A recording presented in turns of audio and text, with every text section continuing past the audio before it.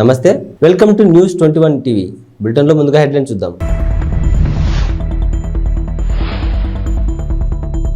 గిద్దలూరు ఎన్నికల రిటర్నింగ్ అధికారిని నాగజ్యోతి ఆధ్వర్యంలో స్వీప్ అవగాహన ర్యాలీ.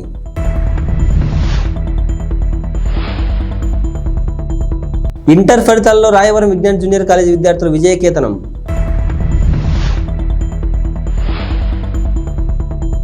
కొంగు చాచి అడుగుతున్నాము, న్యాయం చేయండి, వైఎస్ షర్మిలారెడ్డి.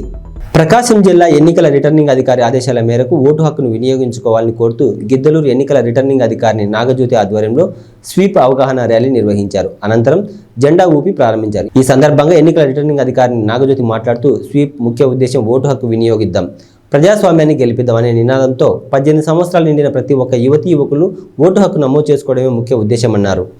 18 సంవత్సరాలు నిండిన యువతీ యువకులు ఎవరైనా ఓటు నమోదు చేసుకోకపోతే మరో చివరి అవకాశం ఉందని, ఖచ్చితంగా ఓటును నమోదు చేసుకుని భారత ప్రజాస్వామ్య పరిరక్షణ కోసం ప్రతి ఒక్కరూ తమ కర్తవ్యాన్ని గుర్తించి ఓటు వేయాలన్నారు.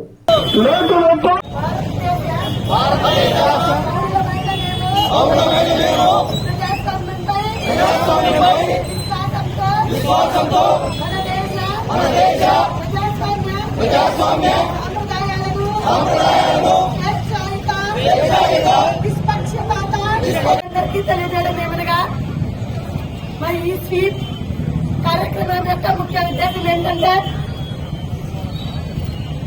మొదటగా 18 సంవత్సరాల నిండిన ప్రతి ఒక్కరూ వారికి ఓటు కోసం అప్లై చేసుకుని ఓటు వేయాలని అందరికీ తెలపడం ఒక ముఖ్య ఉద్దేశం. ఈ నెల 15వ తారీఖు వరకు, మార్చి 15 నాటికి 18 సంవత్సరాలు నిండిన వాళ్ళు కొత్తగా అప్లై చేసుకోవడానికి ఇంకా అవకాశం ఉంది. ఎవరైనా ఇప్పటికీ మార్చి 15 నాటికి 18 సంవత్సరాలు నిండిన వాళ్ళు ఓటుకు అప్లై చేసుకోకుండా ఉంటే వాళ్ళు ఈ 15వ తారీఖు లోపల అప్లై చేసుకోవాలని కోరుకుంటున్నాము. అదొకటి.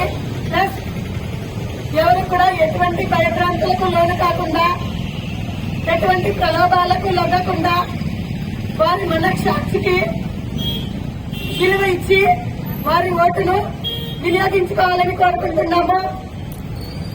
అదేవిధంగా ఈ గిద్దలూరు కాన్స్టిట్యున్సీలో అందరూ కూడా మంచి ఎక్స్పీరియన్స్ ఎంప్లాయర్స్ ఉన్నారు.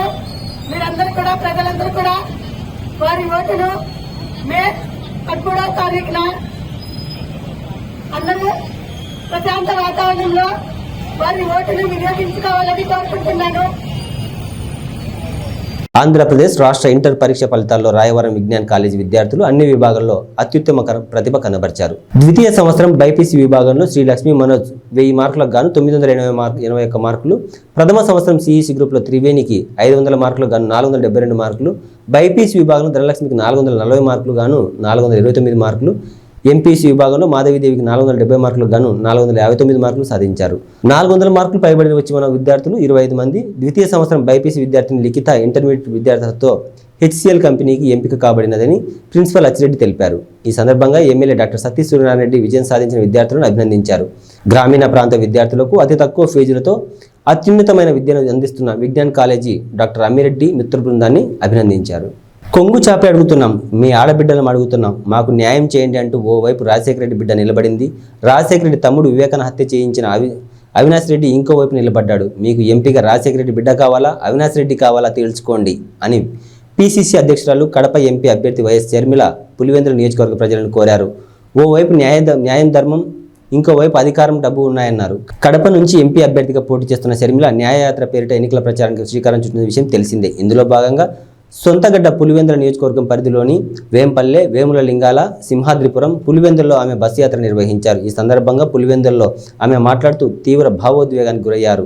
పులివెందులలోని వెంకటేశ్వర స్వామి టెంపుల్ వద్ద బహిరంగ సభకు మేము వస్తున్నామని చెప్పి లైట్లు తీసేశారట.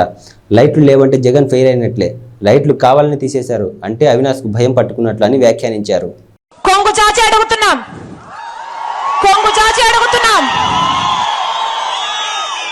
మీ ఆడబిడ్డలం అడుగుతున్నాం. రాజశేఖర రెడ్డి బిడ్డ అడుగుతుంది, వివేకానంద రెడ్డి బిడ్డ అడుగుతుంది. మా కొంగు చాచి అడుగుతున్నాం, న్యాయం చేయండి, న్యాయం చేయండి.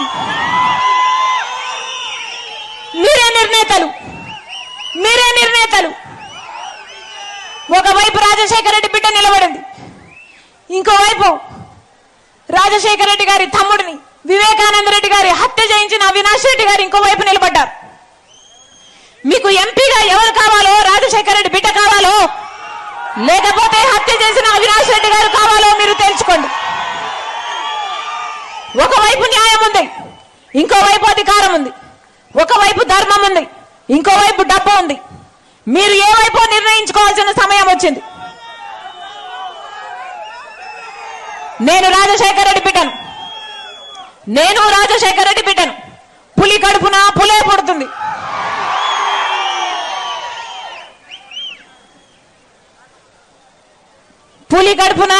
పుడుతుంది. ఈ రాజశేఖర రెడ్డి బిడ్డ ఎవ్వరికి భయపడేది కాదు. అలాగే అన్యాయం జరుగుతుంటే సహించేది కూడా కాదు. ఇక్కడ అన్యాయం జరుగుతుంది కాబట్టి ఒక హంతకుడిని మళ్ళీ గెలిపించకుండా, ఒక హంతకుడు మళ్ళీ చట్టసభలకు వెళ్ళకూడదని ఈ రోజు రాజశేఖర రెడ్డి బిడ్డ ఈ నిర్ణయం తీసుకొని ఇక్కడ నిలబడింది. మీ రాజశేఖర రెడ్డి బిడ్డను గెలిపిస్తారో ఓడిస్తారో మీరే నిర్ణేతలు.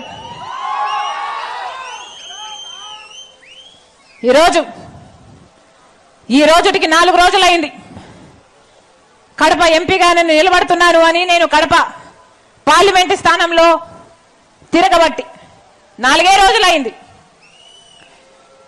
4 రోజులు అయిందో లేదో ఈ రోజు వచ్చిన వార్త అవినాష్ రెడ్డి గారిని కర్నూలు జిల్లా ఆలూరు తాలూకా హోలగుంద మండల కేంద్రంలో టీడీపీ, జనసేన, బీజేపీ కూటమి అభ్యర్థి వీరభద్రగౌడ తనయుడు గిరీష్ మల్లేష్ గౌడ ఎన్నికల ప్రచారం నిర్వహించారు. ఈ సందర్భంగా అయోధ్య నగర్లో ఘన స్వాగతం పలికారు. అనంతరం కార్యకర్తలతో గడప గడపకు ప్రచారం చేస్తూ సైకిల్ గుర్తుకే ఓటు వేయాలని కోరారు. ఈ కార్యక్రమంలో టీడీపీ, జనసేన, బీజేపీ కార్యకర్తలు పాల్గొన్నారు.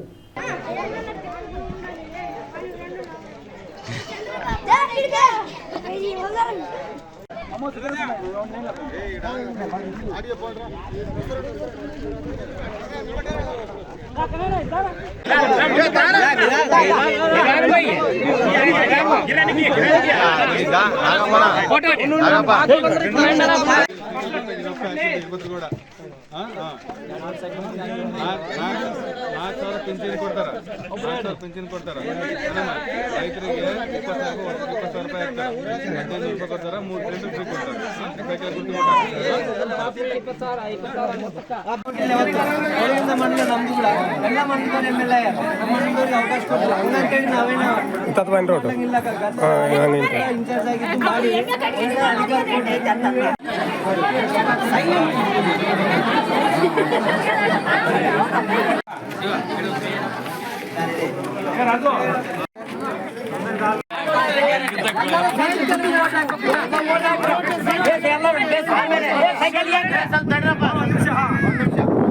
ಬಾಬು ಶಿವರೆಡ್ಡಿ ಭವಿಷ್ಯತ್ ಗ್ಯಾರಂಟಿ ಕೇಳಾಗ ನಮ್ಮ ಚಂದ್ರಬಾಬು ನಾಯ್ಡು ಸೂಪರ್ 6 ಅಂಬದು ಇಷ್ಟನಕ ಮಹಿಳೆಯರಿಗೆ ಮನೆಗೆ ಓದಿಗೆ ಅಂತ ಹುಡುಗರು ಆಗಲಿ ಹುಡುಗ ಆಗಲಿ ಓದಿಕೆಂಬ ಹುಡುಗರಿಗೆ 15,000 ರೂಪಾಯಿ ಕೊಡ್ತಾನಕ್ಕ ವರ್ಷಕ್ಕೆ.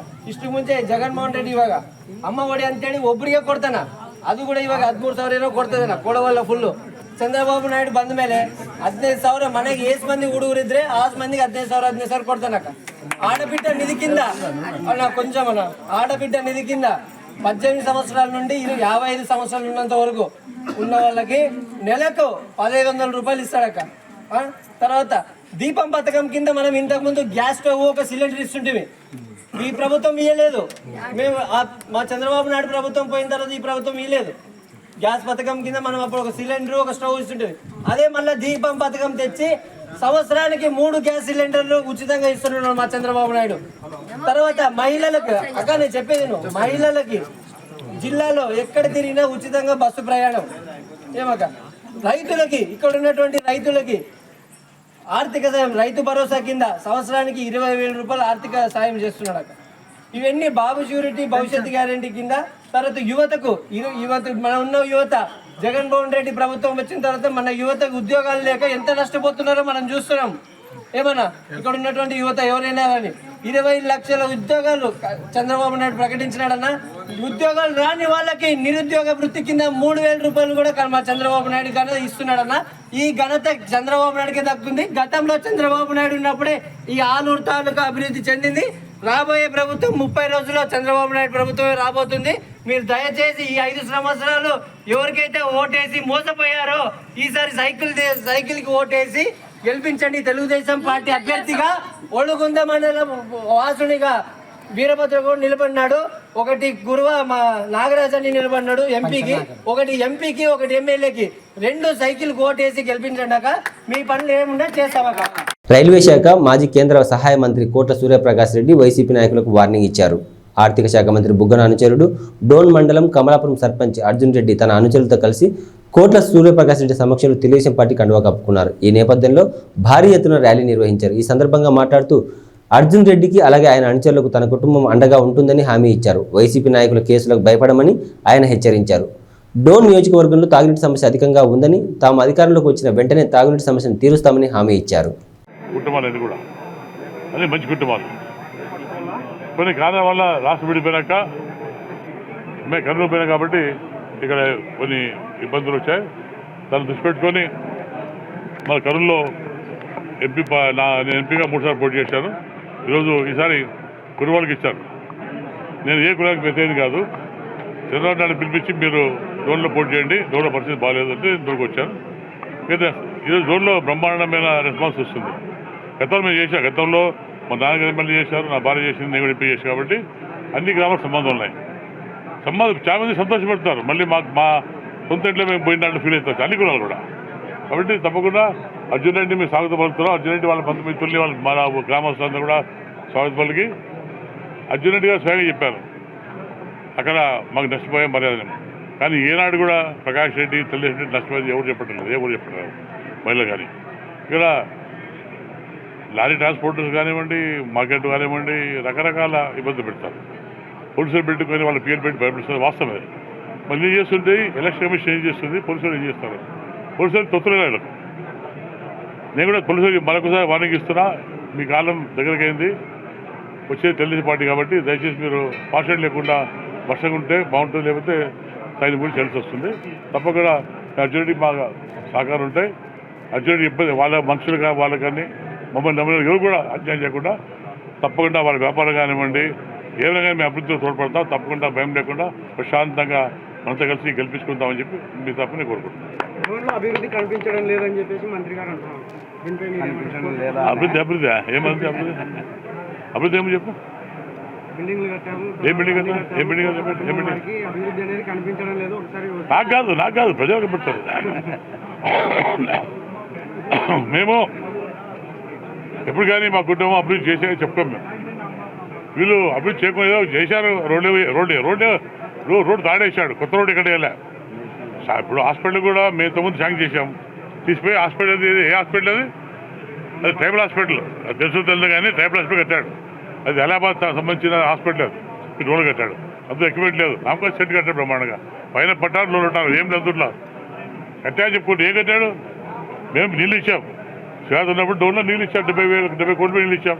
మళ్ళీ ఇస్తాం. అది అభివృద్ధి కాదా? అది ఇండ్లు ఇచ్చాం. ఈరోజు నేషనల్ హైవే పక్కన ఇల్లు ఖాళీ మొత్తం డెవలప్ అయింది. ఇక్కడ ఈ ఖాళీ ఆయన కప్పట్లేదు అడుగుతున్నా. ఆయన కప్పట్లేదా? మొన్న వచ్చి మేమే రోడ్డు కదా రోడ్ వేసి బిల్డింగ్ కడితే అభివృద్ధి. అది అభివృద్ధి ఉంటే గ్రామాలకు వెళ్దాం. నువ్వు ఇల్లు గ్రామాలకు ఆయన చెప్పాడు. నేను చేసి కానీ చూస్తాను పోదామన్నాడు. మాకు వేసుకునే అవసరం లేదు. మాకు గుండెబండ ఎద్దుమంట సార్ పోస్తాం. మేము కూడా వస్తాం. మేము రైతులమే.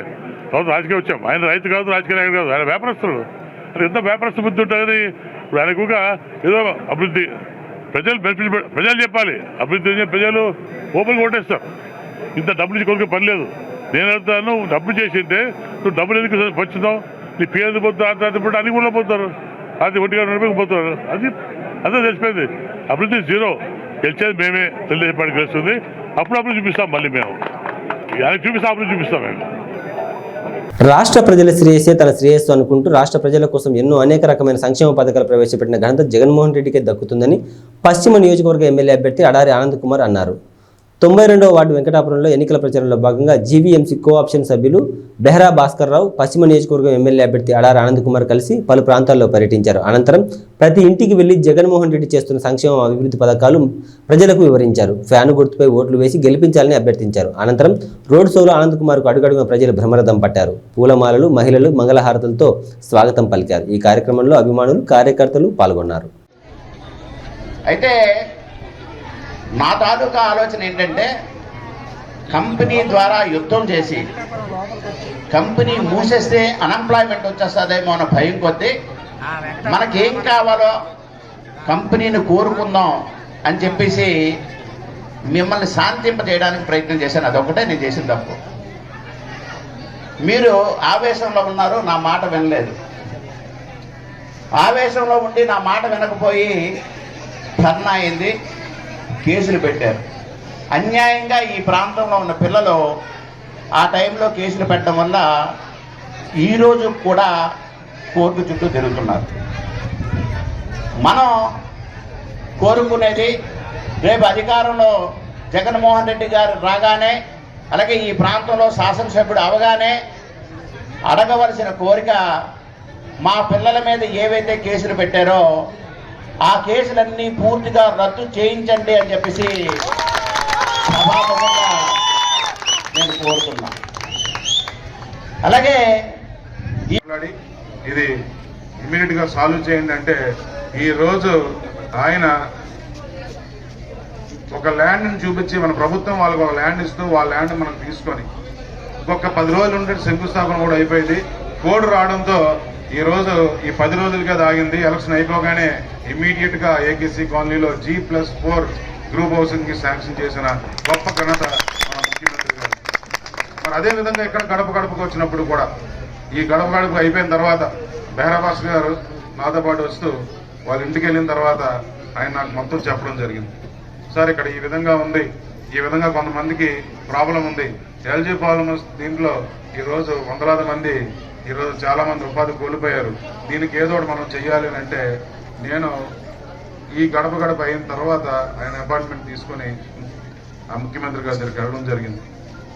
నర్సీపట్నం మున్సిపాలిటీ 28వ వార్డు అయ్యన్న కాలనీలో ఎన్నికల ప్రచారంలో భాగంగా మాజీ మంత్రి చింతకాయల అయ్యన్న, సతీమణి కౌన్సిలర్ చింతకాయల పద్మావతి ఎన్నికల ప్రచారం నిర్వహించారు.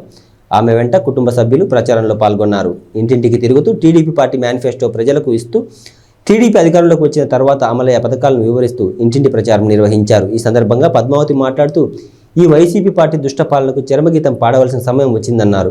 సైకో జగన్ పాలనపై ప్రజలు ఎంతో విసుగు చెందారని, రానున్న ఎన్నికల్లో టీడీపీ గెలుపు ఖాయమని అన్నారు. రాష్ట్రం అభివృద్ధి చెందాలంటే ఖచ్చితంగా టీడీపీ రావాలని, ప్రతి ఒక్కరూ కూటమికి ఓటు వేసి నర్సీపట్నంలో చింతకాయల అయ్యన్న పాత్రుడిని అనకాపల్లి ఎంపీగా సీఎం రమేష్ని గెలిపించాలని కోరారు. ఈ కార్యక్రమంలో ప్రజలు, నాయకులు, కార్యకర్తలు పాల్గొన్నారు. మీకు ఆదరణ ఎంతవరకు కోరింది, అసలు ఎట్లా ఈ ప్రచారాన్ని ముందు తీసుకెళ్తున్నారు? అసలు ప్రతి దగ్గర మహిళలు ఎంతో సంతోషంగా, ఫస్ట్ మోడీ అని చెప్పగానే వాళ్ళ మొహాల్లో చిరునవ్వు వస్తుందండి. తప్పకుండా మేము బీజేపీకి వేస్తాం, సీఎం రమేష్ గారిని గెలిపిస్తాం, అలాగే సైకిల్ గుర్తుకేసి చంద్రబాబు నాయుడిని సీఎం చేస్తామని ప్రతి ఒక్కరూ ముందుకొచ్చి చెప్తున్నారు. ఇక్కడ 5 ఏళ్లలో మేము ప్రతి రోడ్డు, మేము సిమెంట్ రోడ్లు అన్నీ చూస్తాం. అంటే సిమెంట్ రోడ్లు మధ్యలో కట్ చేసేసారండి. సిమెంట్ రోడ్లు కట్ చేయక్కర్లా, కట్ చేసి అంటే ప్రతి ఊర్లో రోడ్లు లేవు, బ్రిడ్జిలు లేవు, అభివృద్ధి అనేది చాలా జీరో చేసేసారు. అభివృద్ధే లేదు ఈ 5 ఏళ్లలో. అంటే మోడీ గారు ఏం చెప్పారంటే స్వచ్ఛ భారత్ అన్నారు. ఎక్కడండి అనకాపల్లిలో చూస్తే ఎక్కడ అంత డ్రైనేజ్ దోమలు, విపరీతమైన దోమ. ఎందుకు చేయలేకపోయినారు ఈ 5 ఏళ్ళు? ఎలాంటి అభివృద్ధి లేదు. కాకపోతే జనాల్లో మాత్రం అవేర్నెస్ చాలా బాగుందండి. ఈసారి ఖచ్చితంగా మేము చంద్రబాబు నాయుడిని సీఎం చేస్తాం. అనకాపల్లి నుంచి ప్రధానమంత్రికి ఒక బహుమతిగా మేము ఇస్తామని. 2 ఓట్ల క్యాంపెయిన్ ఎట్లా చాలా అవేర్నెస్ ఉందండి. పెద్ద ముసలి వాళ్ళు కూడా, చదువు ఏం లేనోళ్ళు కూడా నేను మోడీకి ఓటు అంటే సీఎం రమేష్ గారికి ఓటేస్తామంటున్నారండి. అంత అవేర్నెస్ ఉంది. నేను రమేష్ గారిని గుర్తుపడతారా లేదనుకుని మోడీ గారికి కమలం గుర్తుంటే మాకు సీఎం రమేష్ గారు తెలుసని మేము సీఎం రమేష్ గారికి ఓటేస్తాం. చిన్న చిన్న ఊర్లు, నిన్న పాయకరావుపేటకి వెళ్ళాం. అందులో ఒక ముసలాం వచ్చింది మా దగ్గరకు వచ్చి, చంద్రబాబు నాయుడిని జైల్లో పెట్టారు అని ఎంత బాధతో ఏడుస్తూ చెప్తుందంటే, అట్లాంటి వాడిని మేము ఊరికే వదిలిపెట్టాము అని కసిగా ఉన్నారండి. అంటే ఏ తప్పు చేయకుండా బాబు గారిని తీసుకెళ్లి జైల్లో పెట్టారు అనేది జనాల్లో చాలా ఉందండి, అవేర్నెస్ ఉంది. మనమేం ప్రత్యేకంగా ఇది కొత్తగా మన 2 గుర్తులు అని కన్ఫ్యూజన్ కూడా లేదండి. జనాల్లో చాలా క్లియర్గా ఉన్నారు అందరూ. మళ్ళీ యూత్ కూడా చాలా, అంటే యూత్లో ఇక్కడ మెయిన్గా అనకాపల్లిలో యూత్కి జాబ్స్ లేవు. యూత్ అందరూ కూడా ఎక్కడికి పోయినా ఫస్ట్ ఓటు మాకు మోడీకి, సైకిల్కు వేస్తాము అని చెప్పి అందరూ చెప్తా ఉన్నారండి. ధర్మాన ప్రసాదరావు నాయకత్వంలో ఆయన నివాసం వద్ద పలువురు వైఎస్ఆర్సీపీ పార్టీలో చేరారు. దాదాపు 150 మంది కుటుంబాలు కండువా కప్పుకొని పార్టీలో చేరారు. ఈ సందర్భంగా మాట్లాడుతూ రాజధాని విశాఖపట్నం రాబోతుందని, జగన్మోహన్ రెడ్డి మరలా ముఖ్యమంత్రి అయితే అందరికీ మంచి జరుగుతుందని అన్నారు. ఈ కార్యక్రమంలో నాయకులు, కార్యకర్తలు పాల్గొన్నారు. వైఎస్ఆర్ కాంగ్రెస్ పార్టీని ఎంచుకోవడం ముఖ్యంగా యువకులైనటువంటి వాళ్ళు సరైన నిర్ణయం చేశారని మహేంద్రని, ఆయన స్నేహితుల్ని నేను అభినందిస్తూ ఉన్నాను. ఊరకనే టీవీల్లో ఏ పార్టీకి ఆ పార్టీ చేసుకునేటువంటి ప్రచారాల కంటే, బూటకపు మాటల కంటే, కళ్ళెదురుగా కనిపిస్తున్నటువంటి అభివృద్ధో, అమలు చేసే కార్యక్రమాలు, విధాన నిర్ణయాలు, సమాజంలో మార్పులు తెచ్చి ప్రజల తాలూకా స్థితిగతులు పెంచాలనేటువంటి ప్రయత్నం చేస్తున్నటువంటి పార్టీ ప్రభుత్వాల్ని నిలబెట్టాలి అనేటువంటి ఆలోచన యువకులు ముఖ్యంగా కలిగి ఉండాలి. ఎందుచేతనంటే ప్రజాస్వామ్య దేశాల్లో ప్రజల తాలూకా ప్రమాణాలు, జీవన ప్రమాణాలు, వాళ్ళ భవిష్యత్ అంతా పాలించేటువంటి రాజకీయ పార్టీల చేతుల్లోనే ఉంటుంది. ఎవరికో ఒకరికి ఇచ్చేసి అన్నీ బాగుపడాలంటే బాగుపడదు. మీరు ముఖ్యంగా యువకులు తెలుసుకోవాల్సింది ఆ ప్రభుత్వపు నిర్ణయాలతోటి మన తాలూకు జీవితాలు మెరుగుపడడమా, తరిగిపోవడమా, దివాలా తీయడం అన్నది ఉంటుంది. చంద్రబాబు గారు ఏంటి ఇప్పుడు మీరు చెప్పండి, చంద్రబాబు ఎక్కడ నివాసం ఉంటున్నాడు? ఇక్కడికి వచ్చిన పిల్లలందరూ మీరు గమనించారా? ఎక్కడ ఉంటుండో ఈ కుర్రాలు చెప్పాలి నాకు. ఇలా అమరావతి అనే పేరుతో రియల్ ఎస్టేట్ వ్యాపారం చేస్తాడు. దానికి గాను ముఖ్యమంత్రి ఇక్కడ అవ్వాలి. అతను వస్తే విశాఖపట్నం రావాల్సినటువంటి ఎగ్జిక్యూటివ్ క్యాపిటల్ని ఎత్తేసి అమరావతిలో పెట్టి 50,000 ఎకరాలు అమ్ముతాడు 5 సంవత్సరాలు. అది కానీ అతని కుటుంబం మాత్రం ఇక్కడ రాడు. ఇక్కడ వేడిగా ఉంటుంది, ధూళి పడిపోతుంది, ఎండ ఎక్కువ ఉంటుంది. అక్కడ హాయిగా చల్లగా ఉంటుంది. హైదరాబాద్లో ఉంటుంది. అతను మనకు ముఖ్యమంత్రి.